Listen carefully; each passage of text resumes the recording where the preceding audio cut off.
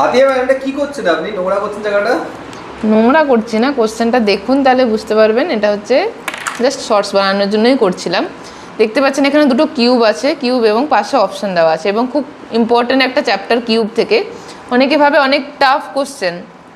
আমাকে যদি বলে এই দুটোর মধ্যে দেখুন কমন নাম্বার কি আছে, এই দুটোর মধ্যে কি মনে হচ্ছে? দুটোর মধ্যে কমন নাম্বার কিছু আছে? না, দেখতে পাচ্ছি এই দুটোর মধ্যে কমন নাম্বার নেই।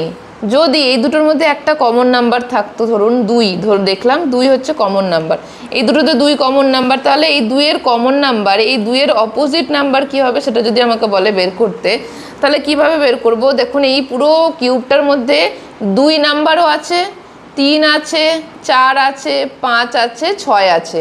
তাহলে একটা কিউবে 6টা তল থাকে, সব নাম্বার আছে, দেখুন 1 নাম্বার কিন্তু নেই এই দুটোর মধ্যে। তাহলে এই 2-এর অপোজিট আমাদের নাম্বারটা হয়ে যাবে 1। তাহলে আমাদের অপশান এ 1 হয়ে গেল কারেক্ট অ্যান্সার। তাহলে আমরা কি জানলাম? দুটো কিউবের মধ্যে যেটা কমন নাম্বার থাকবে তার অপোজিট নাম্বার হয়ে থাকে যেটা আমাদের এখানে থাকবে না।